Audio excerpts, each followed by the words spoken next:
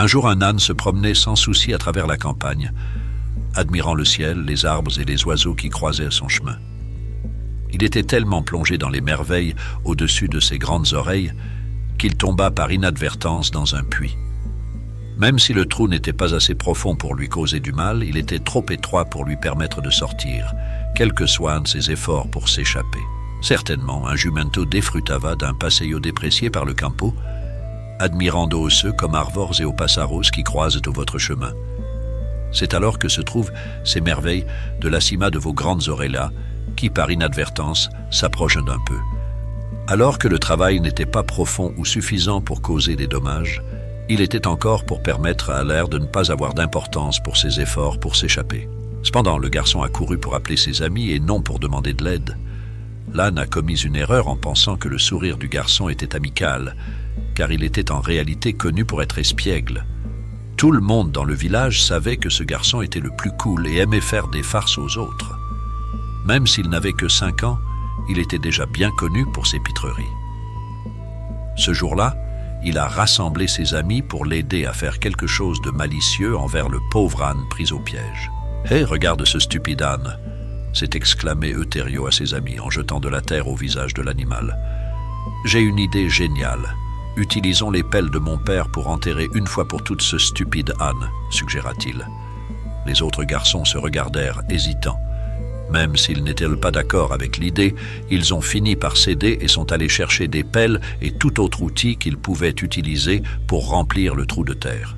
Quand ils revinrent, ils étaient de près à commencer, mais Démétrius, d'une voix tremblante, dit « Je ne veux pas participer à cela. Je préfère rentrer chez moi. » Euterio se moquait de lui, le traitant de lâche et imitant le bruit d'un poulet pour encourager les autres à faire de même. Malgré son embarras, Démétrio ne supportait pas qu'on le traite de lâche, alors il a pris la pelle d'un autre collègue et a été le premier à commencer à jeter de la terre dans le trou. Certains garçons n'ont participé que par crainte de devenir la cible du groupe, mais ils ont essayé de jeter le moins de terre possible, espérant que les autres abandonneraient et laisseraient l'âne tranquille. Cependant, il y avait ceux comme Euterius, qui non seulement jetèrent de la bouche des pierres et de la poussière pour enterrer l'âne, mais se moquait également de lui alors que l'animal luttait pour empêcher la saleté de pénétrer dans ses yeux, se déplaçant d'un côté à l'autre dans le champ. Euterio et ses amis ridiculisent l'âne, l'appelant des noms comme « âne stupide » et « âne », augmentant ainsi la souffrance du pauvre animal. Les enfants ont continué à jeter de la terre, non seulement pour humilier, mais aussi pour blesser l'âne. Le puits commença à se remplir, mais l'astucieux animal ne se laissa pas enterrer. À chaque augmentation du niveau du terrain, il s'élevait au-dessus. Les enfants étaient tellement concentrés sur l'action qu'ils n'ont pas remarqué que l'âne utilisait la terre comme marche pour s'approcher lentement de la surface. Après avoir bougé un peu dans la fosse et positionné ses pattes pour éviter d'être enterré, l'âne s'est retrouvé suffisamment près de la surface pour s'échapper tout seul. D'un seul bond, il a surpris les enfants. Bientôt, la surprise s'est transformée en peur, lorsque l'âne enragé a commencé à les poursuivre à travers le champ. La première leçon que nous pouvons tirer de cette histoire concerne les défis auxquels nous sommes tous confrontés dans la vie. À un moment donné, nous nous sentons tous coincés ou confrontés à des problèmes.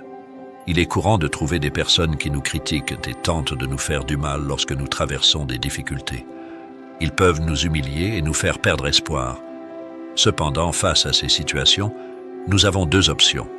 Nous pouvons nous sentir vaincus et laisser ces critiques affecter notre estime de soi, ou nous pouvons en tirer des leçons et les utiliser comme motivation pour surmonter les obstacles. Il est important de réfléchir à la façon dont nous réagirions si quelqu'un nous traitait de cette façon et de réfléchir à des moyens de démontrer que nous ne les laisserons pas nous abattre. La deuxième leçon que nous apprenons du sale garçon est très importante. Il nous montre que nuire aux autres, notamment en profitant de leur faiblesse, n'aura que des conséquences négatives pour nous-mêmes. Ce que nous faisons aux autres peut revenir sur nous, comme cela est arrivé au garçon lorsque l'âne s'est échappé et l'a poursuivi. Il est donc crucial de bien réfléchir avant d'essayer de profiter de quelqu'un. De plus, le comportement du sale garçon nous montre quelque chose de plus subtil. Une personne vraiment heureuse n'agit pas de cette façon. Le garçon, malgré son apparent amusement à se moquer de l'âne, est en réalité malheureux et cherche à se venger du monde. Il est important de le reconnaître. Et la prochaine fois que nous rencontrerons quelqu'un comme celui-ci, essayons de ressentir de la compassion et de comprendre les raisons de son comportement. La troisième leçon que nous apprenons de Démétrius est cet élément pertinent. Nous nous retrouvons souvent dans des situations où nos amis nous incitent à faire des choses que nous savons être mauvaises et que nous ne voulons pas faire. Parfois, nous cédons à ces pressions simplement pour les impressionner ou pour éviter de nous moquer. Cependant, il est important de comprendre que céder à ces pressions et adopter des comportements inappropriés n'est pas un signe d'intelligence ou de courage. Démétrius aurait fait preuve de plus d'intelligence et de courage s'il avait dit à son ami qu'il ne voulait pas participer à ces ébats. De plus, il est essentiel de comprendre qu'essayer de plaire à ceux qui nous poussent à faire de mauvaises choses ne fera que nous nuire. Ces personnes ne sont pas de vrais amis et il vaut mieux ne pas s'impliquer avec elles. Nous devons donner la priorité à nos valeurs et agir conformément à ce que nous savons être juste, même si cela signifie être en désaccord avec nos amis. Enfin, il n'y a pas lieu de s'inquiéter de perdre des amitiés de ce type, car ce ne sont pas de véritables amitiés. Les vrais amis sont ceux qui se soucient de votre bien-être et sont à vos côtés pour vous aider à grandir et à devenir une meilleure personne. Par conséquent, n'accordez pas d'importance aux opinions de ceux qui ne pensent pas à vos meilleurs intérêts. Concentrez-vous sur le développement de relations authentiques basées sur le respect, le soutien mutuel et la croissance personnelle. Ce sont les amitiés qui comptent vraiment et qui enrichiront votre vie de manière significative.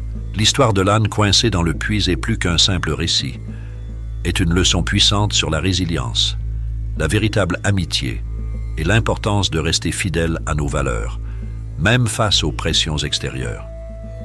Au milieu des défis auxquels nous sommes confrontés tout au long de la vie, chaque personnage et chaque situation présente une profonde réflexion sur l'essence humaine. L'âne, distrait par la beauté qui l'entoure, nous rappelle l'importance d'apprécier les petites merveilles de la vie, même dans les moments les plus difficiles. Sa détermination à ne pas se laisser enterrer sous la terre qui lui est jetée est un témoignage inspirant de la force intérieure que nous possédons tous, même lorsque nous nous sentons piégés dans nos propres circonstances. Les garçons, dirigés par Eutério, représentent la cruauté et le manque d'empathie qui peuvent surgir lorsque nous cédons à la pression du groupe et laissons le désir d'appartenance nous conduire à agir contre nos principes. Ces actions montrent comment la recherche du pouvoir et de l'acceptation peut conduire à la manipulation et au manque de respect envers les autres. D'un autre côté, Démétrius souligne le courage qu'il faut pour résister à l'influence négative des autres et rester fidèle à nos valeurs, même si cela implique d'affronter le ridicule et le rejet.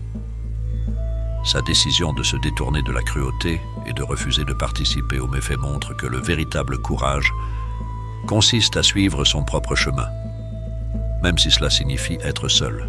En fin de compte, le message central de cette histoire est clair. Les véritables amitiés sont celles qui nous soutiennent, nous inspirent et nous aident à grandir. Ce sont ceux qui nous rappellent notre propre humanité et nous encouragent à devenir de meilleures personnes. Par conséquent, nous devons valoriser et cultiver ces liens particuliers tout en nous détournant de ceux qui nous font du mal et nous détournent de notre chemin.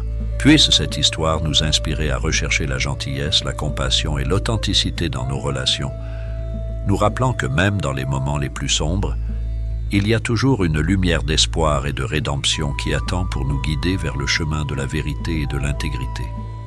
Puissions-nous apprendre de l'âne, des garçons et de Démétrius et trouver le courage et la force de faire face à nos propres défis, alors que nous cherchons à construire un monde plus compatissant et plus solidaire pour tous. Maintenant que vous avez assimilé ces précieuses leçons, nous vous suggérons de continuer à rechercher des histoires inspirantes comme celle-ci. Chaque récit porte en lui de précieuses leçons qui peuvent nous aider à grandir et à devenir de meilleures personnes.